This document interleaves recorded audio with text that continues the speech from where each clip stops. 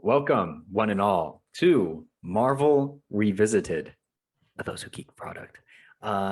We are here to rewatch, rank, and geek out over every MCU movie in order. So this is the little side project we've got going on. It's awesome that you can join us and my co-host. Speaking of which, we have the only one who can compete with me on old man energy, Frank Gonzalez. Start again. I didn't hear a word. I'm hungry. Where's my hard candy? Where's my boiled shoe? What's old stuff? Boil my shoe, boy. They're too hard on my feet. And the one who always has technical difficulties, Nate Camacho. It's like clinical. I should have like a syndrome named after me, like on how many, just like a person who has this technology just randomly stops working around them, just constant, every day. See, yeah, it's crazy. Would, but the Apple Store still has you beat. So. Oh, there we go. I'd still go to you first. I love it. I love the Apple shade. Give me some more. For no reason. I don't like or dislike them. Oh, really? Oh, okay. Because I don't. It's just because I can. Because I don't like them. Anyways, we are going to be ranking pretty much anything that we want in the MCU. We're going to get crazy. We're going to get wild. And we're going to talk about a whole bunch of Easter eggs. And for the audience, the way we're doing it is each one of us has a personal list, the MCU list. And at the end of each episode, we will rank not only where a movie ranks in our list, but also we're going to have Those Who Geek verified. This is master list. Yeah, a master list. Thank you, Nate. But today we're starting with where it all started off originally, with RDJ, with Tony, with Iron Man. Iron Man.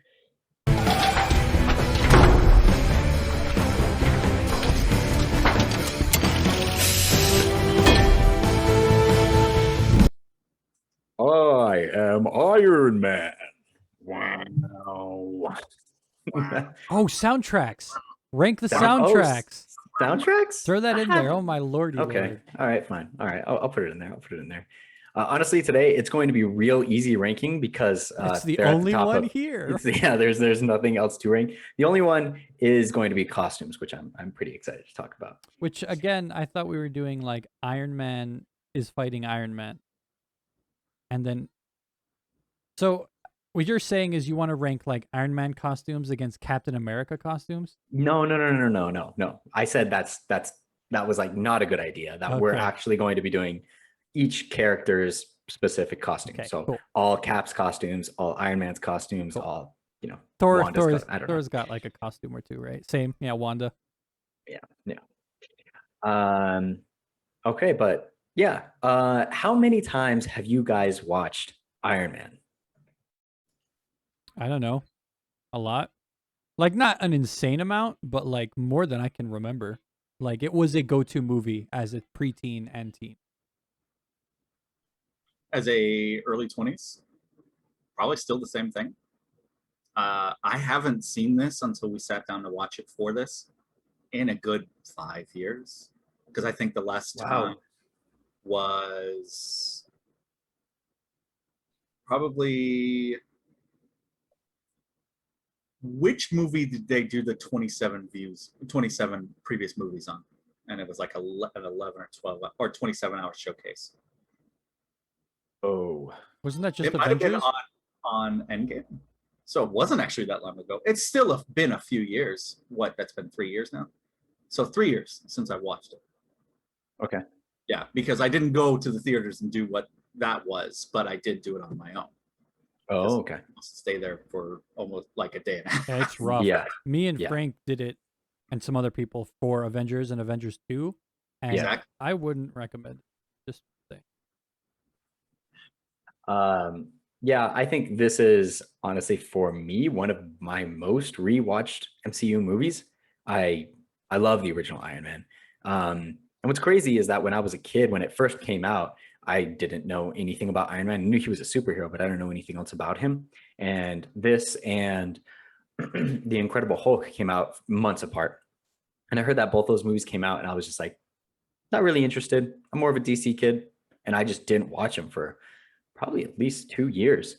And then after a while, I watched Incredible Hulk and I was like, not impressed. I remember not being impressed, which I haven't seen it since. So it's going to be interesting to watch that next.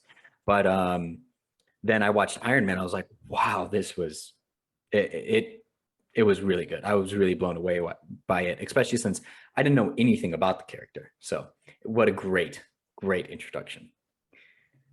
How many MCU movies are there? Oh man, there's 20. There's 20? Okay. 8? 28? Oh my god. Ugh. 8, 9, Let me check. 12, Let me 13, check real quick. 15, 16, 17, 18, 19, 20, 21, 22. 24 22? films. 24? Yo, 24? 24? 24 films, yes. Okay, cool. I only have 22. We don't need to get into the detail about it. I'm just No, making we my do. list. It's somewhere Oh. in the low 20s. Yes. But do you guys, how did you guys feel about rewatching this? Did it change anything for you? Do you remember something clear? Do you like it better? Do you dislike it a little more? What do you guys think? Go ahead, Frank. You know, it kind of gets you back to where you started, because a lot of what happened over the course of other movies certainly drew me even more so to seeing just how integral is super important. Having Robert Downey Jr. playing this character was to the entire epic. I mean, he's so brilliant, because I think as time goes on, he's both hero and antagonist over and over and over and over and over again. But this is where he's just one thing, and he's so good at it, even just the one thing. But it lets you know that this is a humble enough beginning for probably a character who, I remember them talking about Endgame wanting to try to push for Robert Downey Jr. getting an Oscar. And I'm like, I kind of want that, because it would be the embodiment of work. It's like him getting it if he were in Lord of the Rings during Return of the King. Like, Yeah. you have to watch all these movies to get that performance down. And this is where it starts, and it's already like all the way up here. Yep. It's all the way up here. Yep. So I really enjoy going back to this, to seeing that start. Yeah, for sure. Nate? Yeah, it was great. It's definitely one of my favorites. It's such a super solid like intro to the MCU. Like Frank was saying, like, you know, if even tiny things were different about this movie, you know, the MCU may not exist, or may be just unrecognizable. Me and Winston were talking before the podcast started that like Nicolas Cage was in talks, Tom Cruise were in talks, and I was talking like if Nicolas Cage did it, even if people liked his performance, It would have been bonkers, but you don't have an MCU off of it. exactly, because like he would have gotten bored. Nicolas Cage would have gotten bored after a second one. I don't even think you'd get a third one, and then that's it. You know, no more Iron Man. And then with Tom Cruise, you know, you maybe and probably still would have gotten maybe an MCU, but how different it would have been, because you know, like dude, it's so hard to not say Tony Stark instead of Robert Downey Jr., which is a whole other conversation. But you know, Robert Downey Jr. after the first one, you know, got his hands, you know, more in a producer role, but he was still pretty hands off. Like he had a lot to say about his character and how he wanted to do Tony, but like he didn't meddle too much with everything else in the other movies and all that stuff. He had to say here and there. But like if Tom Cruise would have gotten the role, you know, he's, I think, way more hands on. You know, if you look at his Mission Impossible movies. So who knows how much different, the MCU would have been if, Tom Cruise got that role and Tom Cruise got into a more of a producer role. So it's super interesting. He's pivotal. He's great. It's such a, I forgot, just how fast paced of a movie it is, man. Like it's so like bam, bam, bam, bam, bam in a good way. Like it doesn't feel like, oh my God, everything's happening so fast. But at the same time, there's never a dull moment, which is Yeah. really, really cool. And yeah, like it's just the first act is over and it's like a 20-minute act. Like it's a good, solid first act, but it feels like it's only 5 minutes long because of just like how well paced it is. And Yeah. it's just a good movie, man. I love it. Watching it again, it didn't really change anything. Just like, just as I grow older, and as anybody grows older, they learn more about movies, if that's what they're into, or, they change a little bit.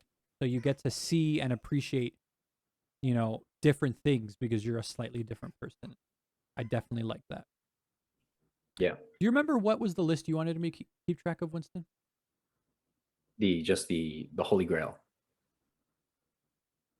the master list. You wanted me to just do the master list and my list?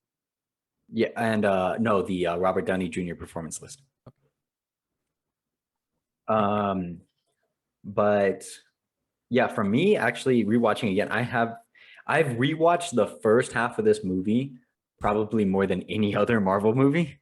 But I don't like most times just like sit down and just like watch it, It's like up while I'm doing something else, or I'll do some, somebody will be over and I'll throw it up while we're talking about Or you'll go to something, somebody's place and they're watching it.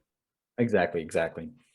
But after sitting down and watching it again, it's been for sure quite a few years for me as well. And it really stuck to me now that I'm like, it's something that is core to this character, it seems like, is, and they mention it in the film just like a little bit, is PTSD, I think.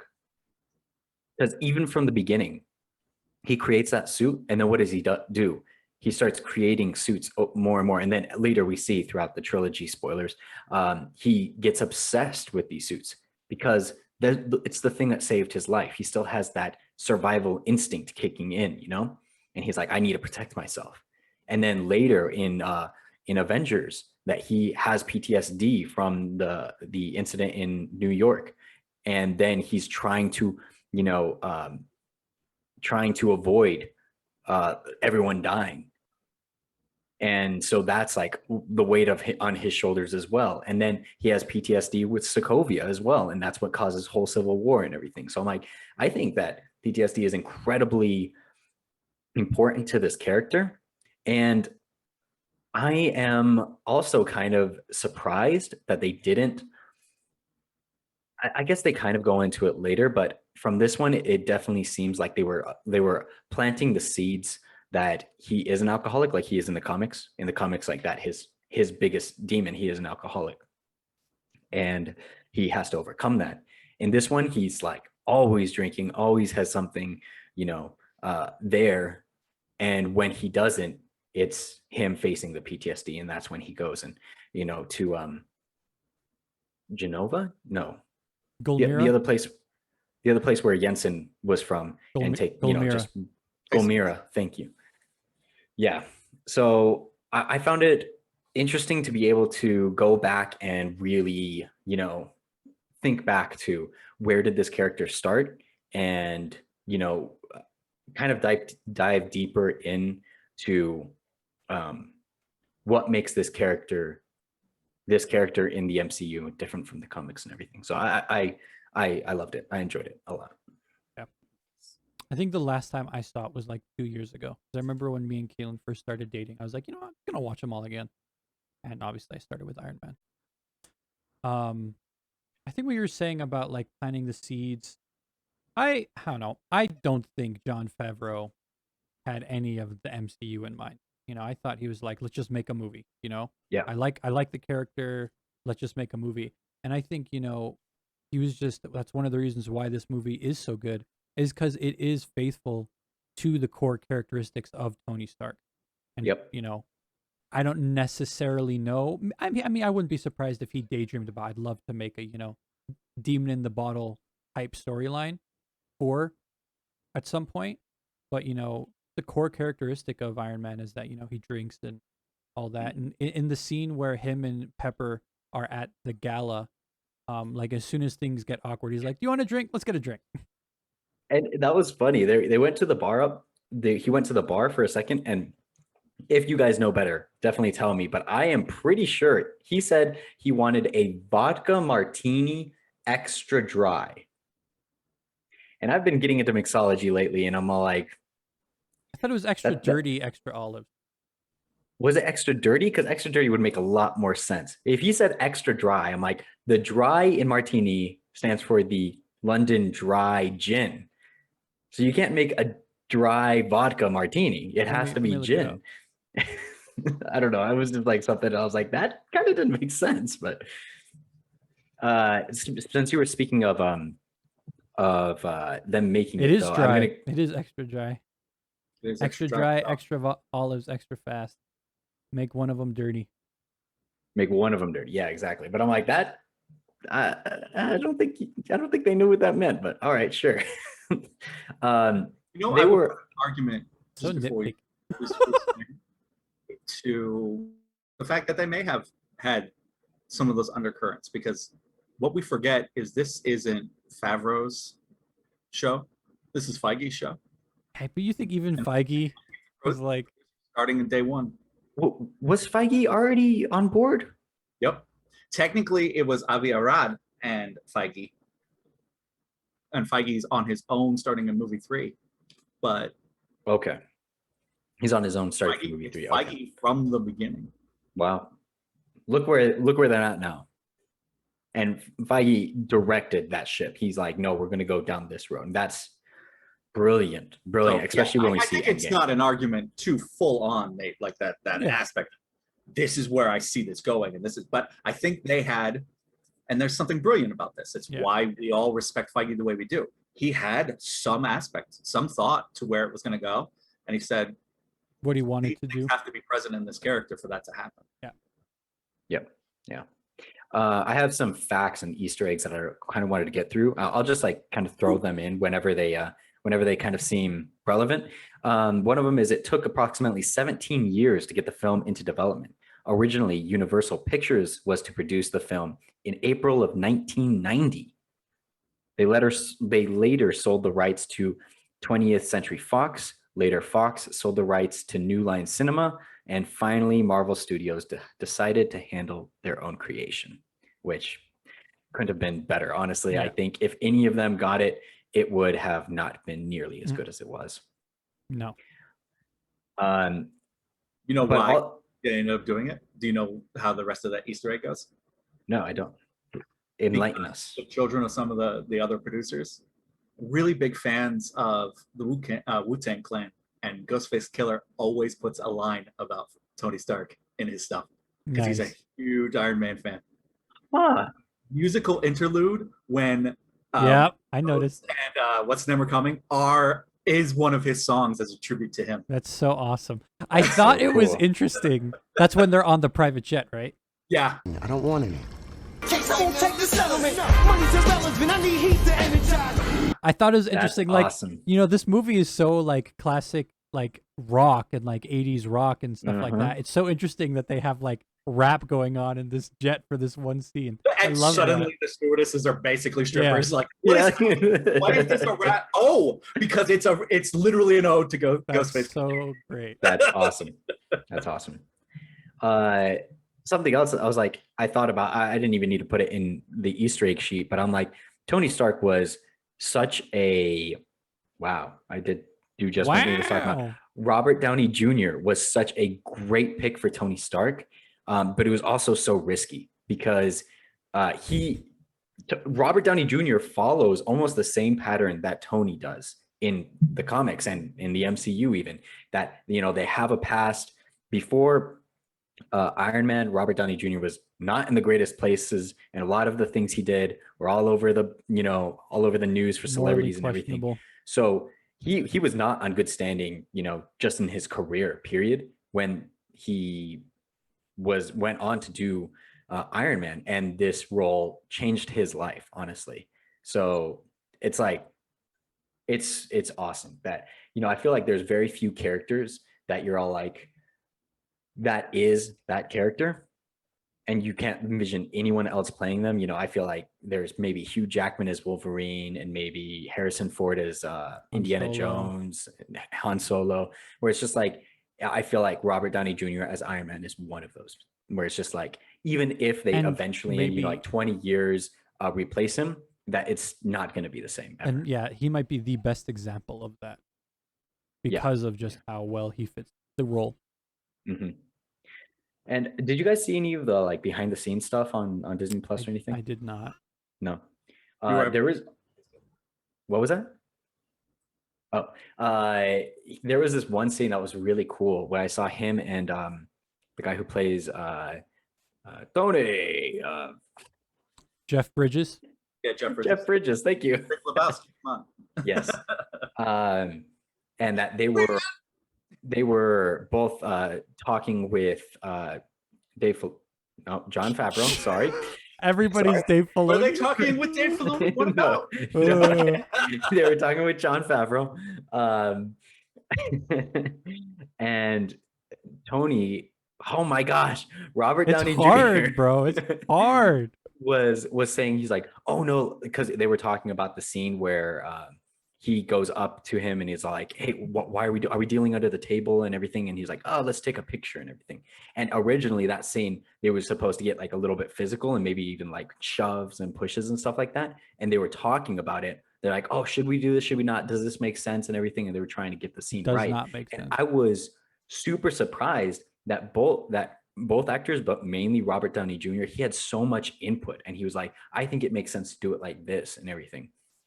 And the more I did research on it, the script was like not finished when they started filming. So Robert Downey Jr.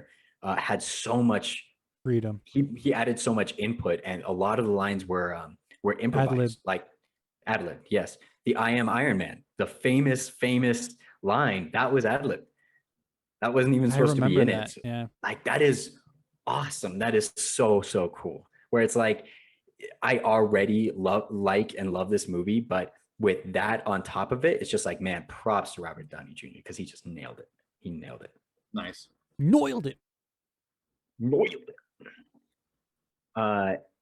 Also, another cool fact is that Rachel McAdams was actually supposed to be Pepper Potts. Was where supposed to she's- be, or was she just, one of the options? It was Jon Favreau's first choice to play Pepper Potts. Interesting. Man, she missed And- out.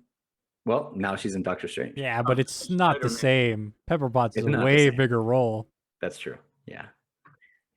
I was thinking that too. Like Jeff Bridges, I love him as an actor. I like a ton of his movies, and I feel bad a little bit that he just got not wasted, but he's just in the first movie and that's it. Because I would have loved to have seen him in other stuff or as a different character maybe, because he's just such a great actor, and I personally like his acting a lot. Let's talk about that though. Like, Swing big. They had to use him to swing big with this. Like another big name.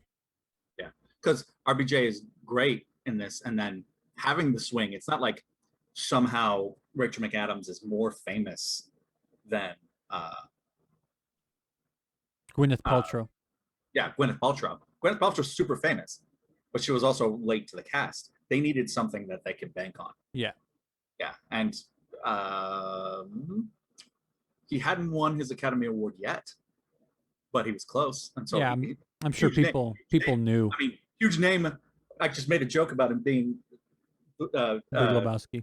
Big Lebowski. That was like 8 years before this movie. So huge name. They already knew that they could have him carry some weight to it. Yeah. I kind of want to talk to you guys about that though. I'd say for sure the villain in this movie is Jeff Bridges' character. Yeah. But what do you guys think of Stan? Obadiah Stane. Obadiah Stane. Sorry. Stein. Or is it Stain? It's Stain. It is Stain. Yeah. And the other interesting thing is I've actually read a few sorry, I asked a question then cut you guys off. I read a few Iron Man comics, and his son, True interviewer. and his son is actually one of the big he's a big character in the comics, and he actually goes to try to get revenge on Tony Stark, and it's very similar to the arc we see in Iron Man 3. So I'm like, later when we get to that movie, I think it would have made so much more sense for him to be Stane's son instead of, just just one guy who didn't some like him. nerdy guy he met at some Yeah. dumb convention. Yeah. But sorry, what did you guys think of the villain? Pretty well done, but cookie cutter. Like he's not. I don't think there's anything about him that's really memorable. But Jeff Bridges still did a good job. His lines are well written. It's like clearly Jon Favreau was like, this is Tony's show. This is about Tony. And the villain was just like a tool to get Tony where he needed to be. So that's why, he's just not super important. But he's great. I mean, I have no complaints about him. Like, I don't think there's any writing that doesn't make sense, any performance that doesn't make sense, anything that was poor or didn't make sense. He's just not really an integral. I guess he is an integral part to the story, but him being Obadiah Stane isn't really an integral part of the story. Very like cliche, like, hey, an old business partner that betrays you for advance. Like, kind of a very cliche story. Yeah. Yeah. It's Hamlet. Yeah. Mm-hmm. Which never mind. Sorry, continue. I was gonna say I liked it because what's nice is we always get the benefit of hindsight.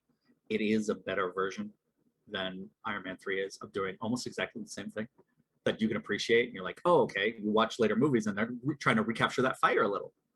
The fire worked the first time. You don't have to recapture it. You can do something else. I think there's a lot from this last time. I really just tried to pay attention because I know there are certain like gaps in this movie. There's a little bit of logic gaps that you can answer with later movies, but at the time you would have had only this movie and you wouldn't have had them. And so you're watching him to say, how does that correlate to whether or not that is the choices of the character or the choices of the actor or the choices of the director and the writer. And you're like, okay, this does sit on the director and the writer a little bit because he does such a great job of being subtle. Just so it's not about being an overarching villain. He just exudes ominous tones instead, which is so much cooler. Or just untrustworthy tone. Yeah. But not overtly. And it's not even supposed to be. It's like you don't trust me, and that's fine because this is kind of handled. And I like that because what he brought that ultimately Tony has to fight, because otherwise you're looking at two guys in a suit fighting, is they're both incredible egos. Tony has the brains to back it up.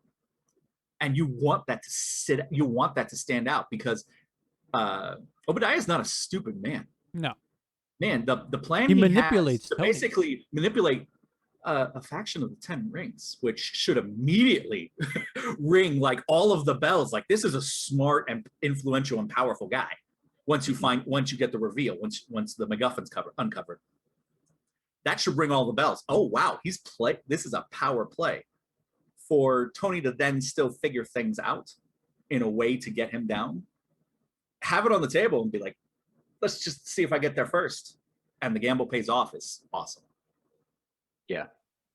There is that one line where he's all like, well, I was like, it's one of the best lines in the movie, I think, where he's all like, Tony made this in a cave with a pile of scraps. That is a standout performance.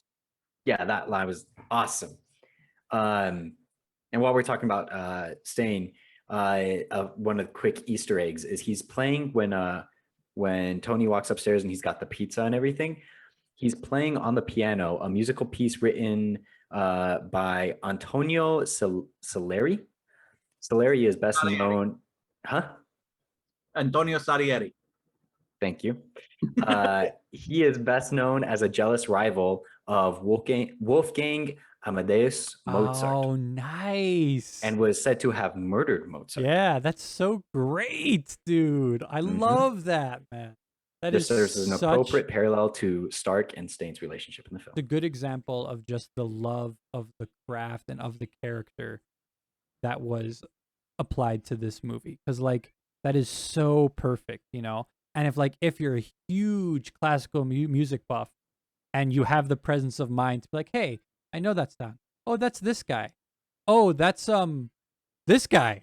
Like if you put that together, that would be such an awesome moment. That What's unfortunately this guy?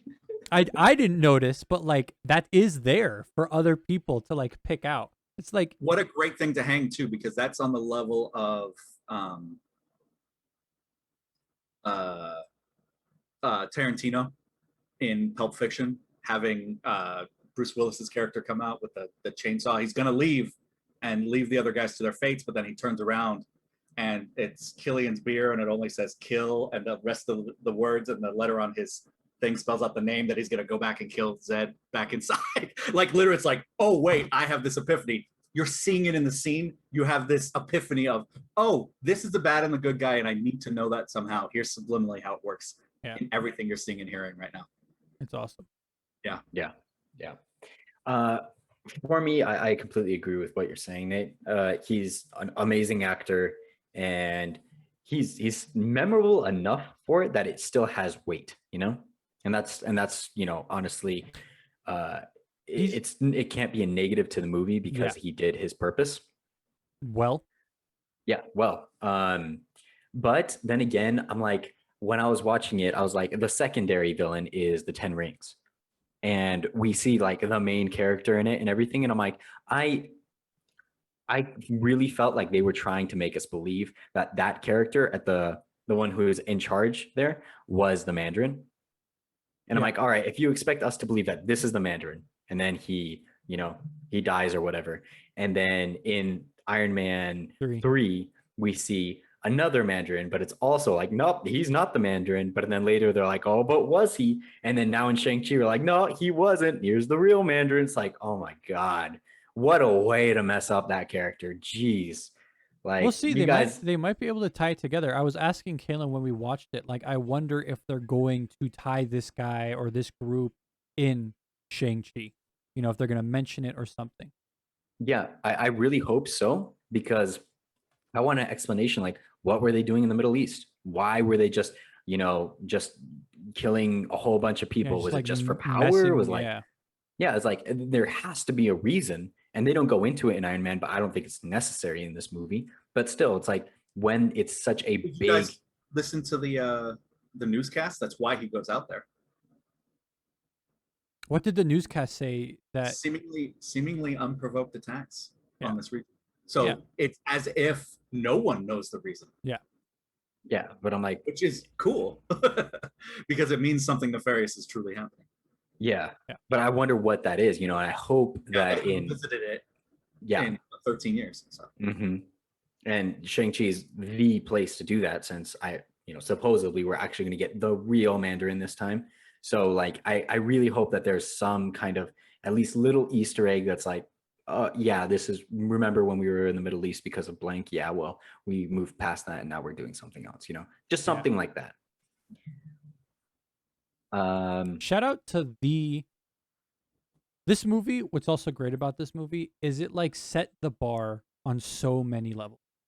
Like, it set the bar for a protagonist. Like, you need to be close to this good. That's like the goal that they're going for. It set the bar for a villain. You need to be close to this good.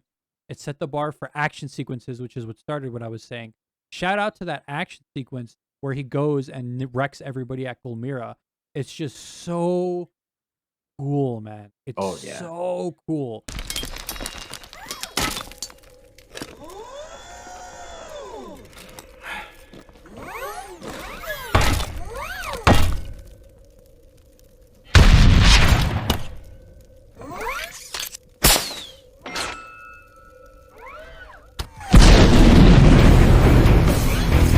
And like I said, it sets the bar for every movie. Like, we want to have a moment like that moment in every movie. The cool factor moment. And it's crazy because like now it's definitely been surpassed and to a certain level overshadowed. But at the time, that's like I watched that movie for that action sequence because Mhm. it was so cool. And there's still Should we like throw that in the ton- rankings? But best action sequence? Ooh, it's gonna be a long list, but sure, yeah, I'll put it in. I'll you send me the categories. I'll make an Excel file for it. Send it to everybody. I'll take care of that one. Okay. Winston, you Okay. have like 7 already, so you can send a couple to Frank if you want. Yeah. But sorry. Something else that there was like when I was rewatching that scene, and then right when he gets into his Mark One, right before he's about to fly, and he's like doing the calibration and everything, and all the parts are moving and everything, where there was that scene, and then right when he gets hit by the tank and he goes into the ground, his hand comes up and everything, and he comes out. Just those two scenes, just like, man, this still looks fantastic. Oh It yeah. looks so good. And that is straight up CGI, but it still looks awesome. Dude, there's a And ton then of practical. the They mix the yeah, practical in so well.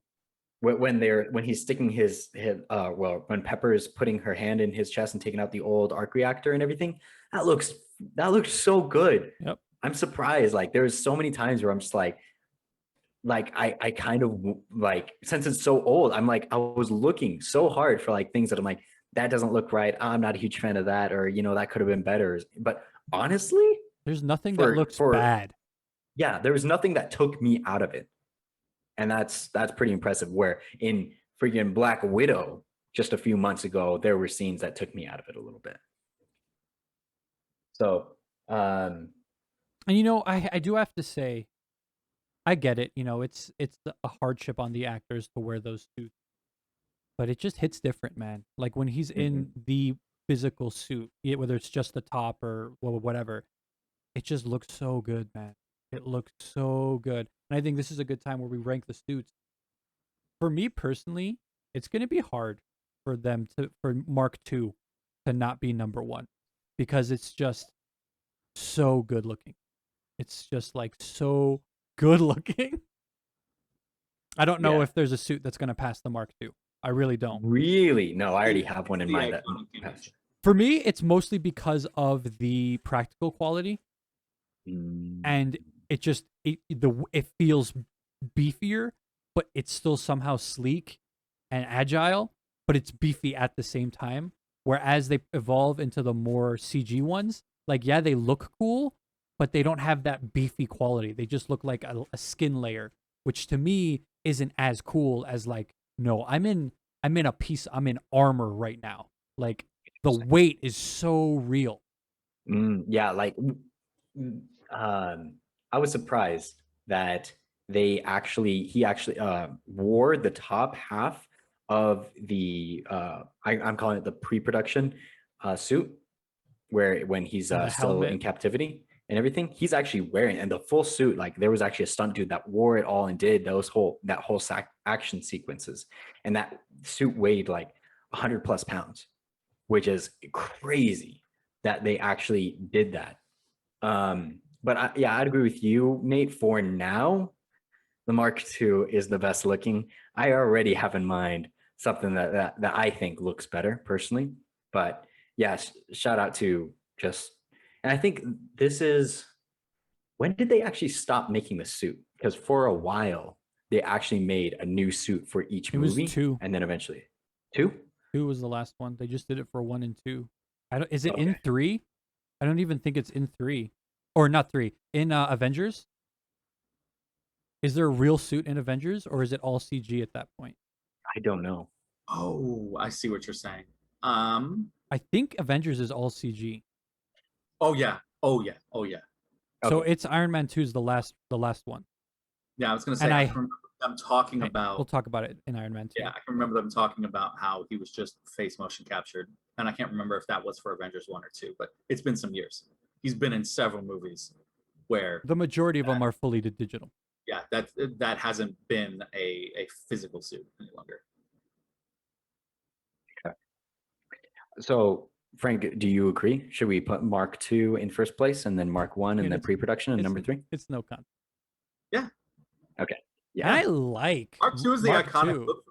That's the one I think of. I like Mark Really? 1. Okay. I mean, Mark the 1 other looks ones so are cool. cooler, but I don't think of those. I think of these. Think of this. So it's got high nostalgic value. Man, it's gonna get intense when we get to the one that I'm thinking about, You're which gonna, is I feel bad for Look at you this. because it It's not sounds like you're it's gonna lose. the best. It's just the iconic one. Okay. sure. Yeah.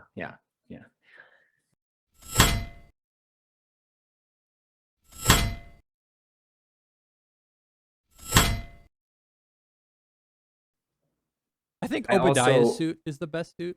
I think it's number 1. Oh my god, no. I'm joking. It's interesting. I didn't remember, or I don't know why I didn't remember this, but I didn't remember Jarvis being so snarky. Just like, oh yes, that'll help you keep a low profile. It was the like, especially just and earlier on in the movie when he's still making it and everything, doing his prototypes. It was, I loved Jarvis in this. I forgot how much I missed him. I know. Um, I know. I know how sad it is that he's an even bigger character. right? It's a Yeah. different character though. I'm super happy for the actor. Super happy for the actor. But I miss OG Jarvis. Like he was great. You know what? That shows. Paul Bettany wasn't exactly hurting for parts. He's a pretty famous actor. Well, I heard that I heard this from my father-in-law, but he said that he heard an interview where Paul Bettany was like starting to get down and worried because he wasn't getting any big parts. He had some of those really big parts in the late 90s. Did he have any early 2000s because he had Master and Commander, which I think was early 2000s. But He then was he also in not Angels and Demons, the first one, Da Vinci Code. yeah, He was but in both. even that wasn't like a major, like he's still a side guy. But Well, he's not the lead. yeah, exactly. But he was worried because he had all these great roles in, the A Knight's Tale, in Master and Commander, in A Beautiful Brain, the Russell Crowe one, Mind. A Beautiful Beautiful Mind. Mind. And Yeah. then things kind of tapered What a off, great movie. and Yeah. then things were really kicking up with Vision and all that. Like, oh, I don't know what I was worried about. This is awesome. Speaking of which, a quick fact is Paul Bettany or when this was written, who knows if it's still true. Does has it have never a seen date? the film. I think this was I think this was written 2017. Wow, so that's still a decade of not Yeah. watching the movie. And he has never seen the film and is unfamiliar with the plot. He said Jarvis was the easiest job ever, and it was almost like robbery, since he only worked 2 hours and got paid a lot of money, then went on vacation with his wife. Jennifer Connelly. Which is that is awesome. That is so cool. Here's the thing. It Like, good for has you, man. paid like for his children's college. Like literally, he got his wife work because he's like, my character isn't the same character, and they need a voice. You want to do the voice? And she's like, yeah, sure, I'll do the voice. And so Yep. then she calls from home and gets paid obscene amounts of money for 2 hours of work. It's do you think he's seen the film now, or do you think he still hasn't seen it? I don't think he has. I'm trying to I doubt think. it. I don't think he's the type of guy who watches his stuff. Yeah. So I wouldn't be surprised if he hasn't seen majority of the MCU. Like he probably went to Endgame because it's just And it was such an Avengers event. Ultron. Yeah. But like some of those where it's like, oh, you're introduced as a character in the MCU. This is the biggest movie we've ever made to date. You got to come to the premiere. So he probably saw that. Yeah. Endgame. This is how we're ending Phase 3. You're a big part of it, and so is everybody else. You got to see these movies. He probably saw that stuff. Yeah. He probably didn't sit down to watch Iron Man 3. Like, Yeah, I'd agree. just did his job and went home. Did a job and then went on vacation. More like That rate, you go home and go home on vacation. which is You live at vacation. which is crazy to me. I also found out that Robert Downey Jr. was only paid $500,000 for the Yeah. film. But there's a huge He's caveat a that small commodity. he got like stocks and a whole bunch of it was depending on how much the movie actually made, he got a portion of that. And let me look up box office real quick, but it was a lot compared. I don't to the think it was budget. record breaking, but it was big. For It sure. wasn't Why record-breaking, but- in later movies he's a producer? It's because he made such fat bank. Fat Bank. that bank. Shout out to Terrence Howard, one and only appearance in the MCU. Literally, it's why I wrote The Best Roads. Every time I come back, I love Don Cheadle in the MCU. I love him in general, but when I go back to Terrence Malick in this first movie, I'm like, what could have been? Yeah. I said the exact same thing to Winston in different words. It was like literally the exact same thing. Down to love Don Cheadle, like everything. Yeah. And I completely agree. I wish Don Cheadle didn't pass up his chance. You mean to Terrence Howard? Terrence Howard. Sorry. Yes. Terrence Howard. Because I think he fits this role so good. And his chemistry with him and Tony was just awesome. It was so cool. And really I just wanted to see more of that. And then in Iron Man 2 and after that, it's just different. You know, it's never quite the same. It's a lot flatter and not bad by any means, but just imagine in Civil War when he loses he gets his injured. legs. Yeah, he gets injured. Imagine how much harder that scene would have hit. Like it still hits me really hard, but I'm like, that would have been crazy if it was the original actor. But yeah, because when Don Cheadle picks up the role, he's way more stoic. You know, he's way more. I'm a soldier. But Terrence Howard played it way more like, nah, man, I'll get drunk on your private jet. He's way more casual. Tony's friend and also a soldier. Yeah, and it was such an interesting dynamic. Yeah, it's outside of that context. I'm trying to remember which interview it was with Feige. Feige says, "I feel both ways," because people talk about that. They still bring it up. And this is a few years ago, but it was still height of them. He says, I feel both ways. If we had gone back, because Terrence Malick had done Hustle and Flow. So whereas we say downward trend for RBJ until this movie, Terrence Malick was skyrocketing. Terrence Howard? Yeah, Terrence Howard. What did I say? Terrence Malick. Terrence Malick? Yeah, Terrence Malick, an actor twice his age, was just skyrocketing. That old English actor. I forgot his name again. Terrence Howard. Terrence Howard was skyrocketing, but they were both paid the same amount. Yep. So then now RBJ comes up and he's going to get so much more because he's the bee's Shouldn't knees. I get a little more too? And they weren't willing to budge at the time. Dude, I don't know. This is hearsay. I thought Terrence Howard still wanted like the same or more. And he may have asked for that. Here's the thing: Oscars get you money. So where was the agreement? And this is where you start to get. This is why it was such a big thing with Spider-Man later and all these other things that happened. The Disney aspect of this always played such hardball, and this was the first time that really happened. This was before Disney, though. Not really. They were doing the deals. I thought Disney was after Avengers, wasn't it? Let me look to make sure, but I'm pretty sure they were doing the deals.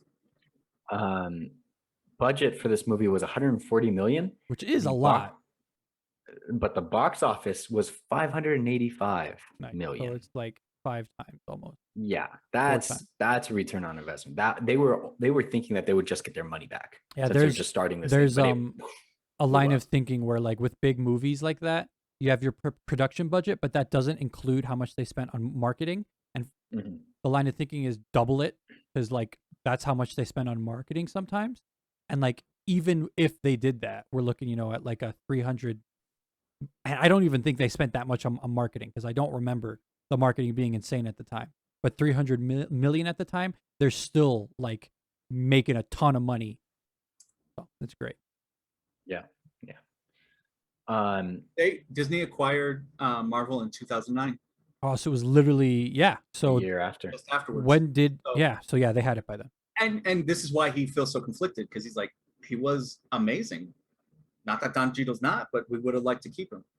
They also dodged a bullet because he is problematic. Howard went crazy after the events that happened outside in the real world. So you kind of weigh it both ways. Like, what if in a real life situation would have been incredible to see, but maybe it also tanks the character down the road, because now we have 3 or 4 movies under our belt with War Machine, incredible guy, and then Terrence Howard like literally like goes into hiding at a certain point, and no one can find him, and they're like, we got to make Avengers 2. This doesn't make any sense. Why can't we find this guy? Yeah.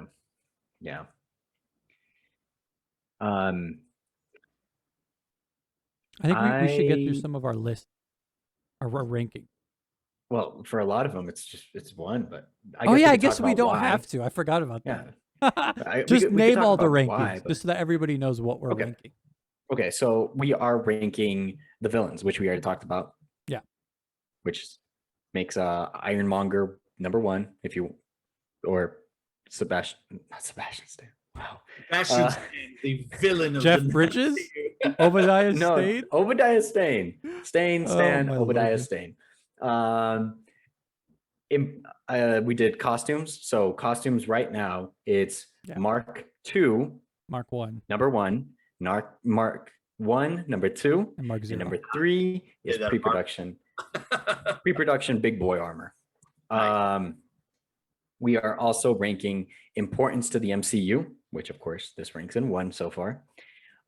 We are also ranking Robert Downey Jr. performances. I have Nate? that one. Yeah, it's at 1. Oh wow. I We mean, there's also gonna be, I think, 2 that are above this. Spoiler alert for me personally, but I'll have to visit it I as can I think watch of the one, movies. I think. This is so good. it is very good. Yeah. So good. Remember the scene And plus when something he's going to Gulmira? So he's like, it's his first Mark II suit up scene, and it ends with the shot on his face, and it's just like you can tell like how pissed off he is. It's freaking yeah. French kiss. Right when he's adjusting like the gauntlet thing. French Yep. kiss. Sitting on that, yeah. No, Yeah, not that that- one, dude. When it's the suit up scene, when the suit's being put when on he's him. getting Oh, ready. right before it closed. Exactly, and the clothes, it's like, oh, Oh, yeah. cool yeah. factor. Oh, Also, I'm like, I think personally, Robert Downey Jr. looks his best in this. I don't remember him looking any better in this. He looks buff. He looks great.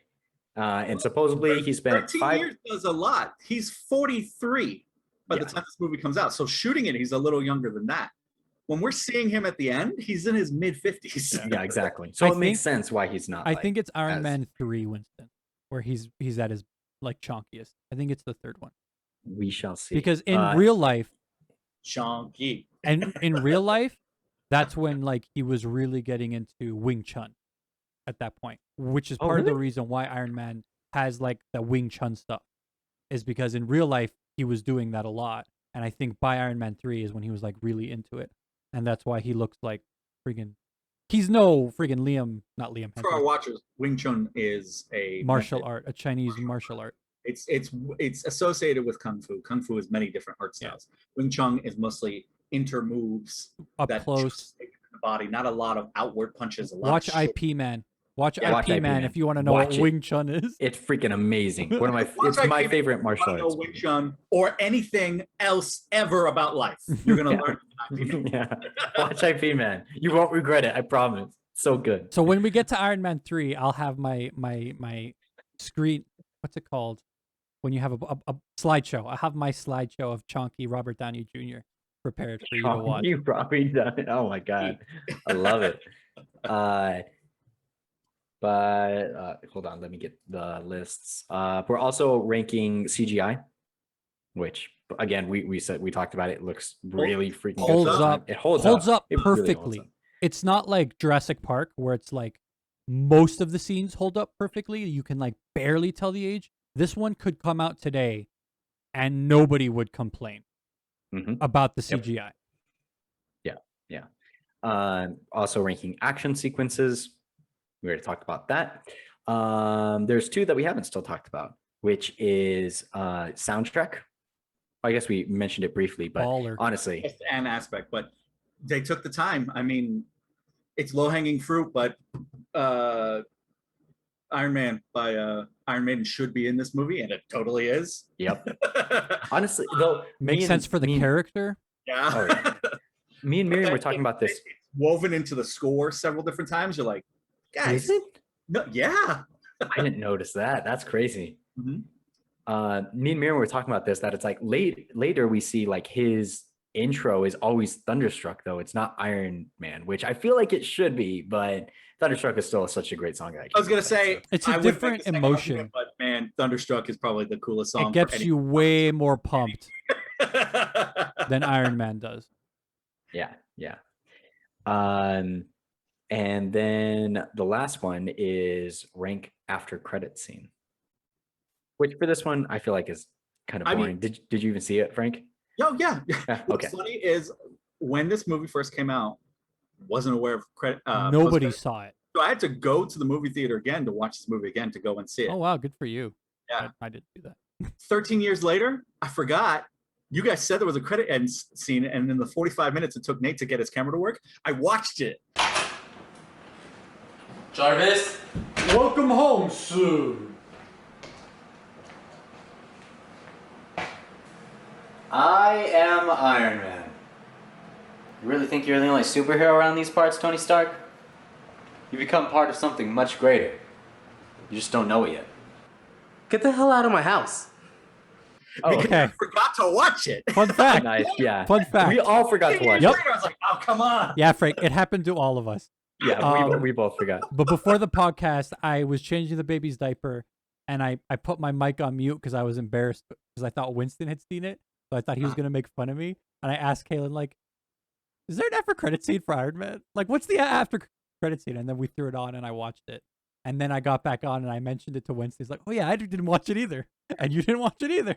It's like that's how the novelty of the after credit scene in 2008 is so strong that it's still influencing us in 2021. Oh yeah. We're waiting after most movies. We're like, why wasn't there an end credit scene to this Yep. movie? They're We're like, clearly going to do a sequel. we watched Sense and Sensibility. There's no end credit scene to that movie. Yeah. But I want one. I want to know what Especially- happened to him. Especially with DC movies, it's like, man, this feels so natural. There should be an end credit scene, you know? What's interesting about this one? It's nothing. It's nothing. And you look at all the other ones. I'm not going to say it's nothing. I remember Samuel L. it, Jackson watching is in it. It's so nostalgic because I'm putting myself now in 2008 and you're watching it and you immediately know this is Samuel L. Jackson, but who's he playing? And I remember sitting there with Eric, and then when he came out and he had the eye patch and we both realized that it was Nick Fury, we're like, oh, dang. So that nostalgia is pretty cool. That nostalgia is pretty cool. Other than that, it's just a conversation between two people being jerks to one another, Yeah. which Pretty much. is typical of the series.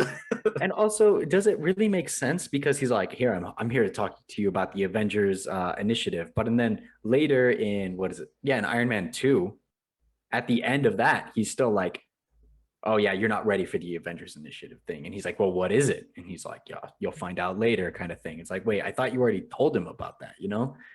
It's like, Don't worry about it. eh, Winston. Don't think. Don't worry. That's okay. Enjoy your pie. Don't ask how it's made. The second, yeah, don't ask how the sausage is made. I think there's plenty to work with there. Where it's like For the headcanon. Tony probably just said no, like just kicked him out of the house or whatever you want to say. Iron Man 2 was only set like what 8 months later. Like it's right afterwards. Yeah, it's pretty soon afterwards. It's Yeah. not like years have gone by. So True. I'll get through the last little Easter egg I had here, which I thought it was pretty interesting. An early draft of the script revealed that Tony Stark was the creator of Dr. Octavius's tentacles from Spider-Man 2. Octavius is a villain from the Spider-Man comics, but at this time, this wouldn't have been allowed as Sony was the film rights. So that's interesting. Is that a trivia, Never happened. or is that just like a theory that somebody had? It's trivia because it's an early draft of the script. Oh, early. 'cause Okay. it- Okay. yeah, cool. later it was changed, but that's interesting that you know they were already kind of thinking of putting the Spider-Man universe already together, trying to link them up even in small ways from way back then. But yeah, there was one other thing I wanted to bring up was there's that one scene when he is testing his flight and everything, and he's going over the cars and everything, and there's like that camera footage that's like, you know, kind of, it looks like homemade-ish, you know? And it reminded me, Frank, of the Batman versus Superman little things where it's like Flash, and he like goes around, it's like Wonder Woman, and it's like, you know, her thing, and then Cyborg and everything. I'm like, we should have gotten this out of those things, you know, instead of just seeing like, oh, you know, these things exist and everything. It's like this, like I could have seen later on in the MCU, somebody looking and be like, maybe Nick Fury in his office or whatever, and it's the Iron Man logo and it pops up and he clicks on it and it's that footage, because that's exactly what it looked like. And that's exactly what it should have been with the DCEU, where it's like they have a whole movie dedicated to how this person got in that position, The hero. Sure, there are definitely more tangible ways that it could be done. I agree with you. But that's not what they did, so sorry. But all is forgiven because of Snyder. Oh, all hail the Snyder Cut. You know what? He makes up for it. He makes up for it there. Whatever foibles he makes in the previous movies, he makes up for in the Snyder Cut. So it's totally fine. Everything, water under the bridge. But you could tell they were reaching for the stars, Nate. I forgot my last Easter egg. Iron Man races a jet in this movie. Mm-hmm. Jet is an SR-71 Blackbird jet. That jet is owned by the X-Men. It is a gift from S.H.I.E.L.D. to them, so it connects the universes. No way. When does this happen? What jet does he race?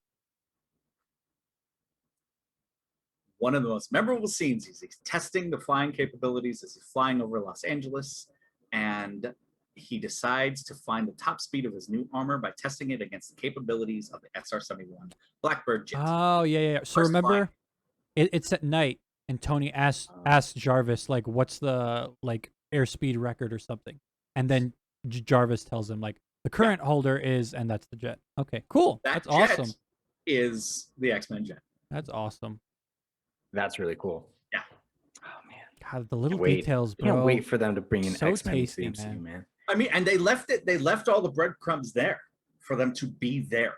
That's their way of willing the universe into, like, Yeah. this is how I'm going to will the universe into making this happening. Is freaking poking everywhere, like little treats, little tasty Marvel treats. Marvel treats. I love it. All right. Well, obviously, we don't really have to discuss too much on where this is ranking in our personal list or in the master list. Of course, it's number one. But how long will it stay there? A while. You gotta watch the movies. A with us. while is Find the out. answer. For a minute. We're about to watch a couple of movies that aren't as good as this movie. Very true. Yeah. Fortunately. Honestly, I expect this movie to stay in number one for quite a while. As long as it was number one in real life. Pretty much. Yep. But cool. Do you guys have anything else to add before we wrap up, or are you guys good? I am Iron Man. No, you're Jensen. I'm gonna ask the question again. Do you guys have anything else you want to say before we wrap up? Next time. Oh, nice. That was good. All right, everybody. Thanks for joining us. Till next time. Tony. Bye. Jarvis, welcome home soon. I am Iron Man. You really think you're the only superhero around these parts, Tony Stark? You become part of something much greater. You just don't know it yet. Who the hell are you? Nick Fury, director of S.H.I.E.L.D. Who? Nick Fury, director of S.H.I.E.L.D. Who? Say who one more time. Say who. I dare you. I double dog dare you.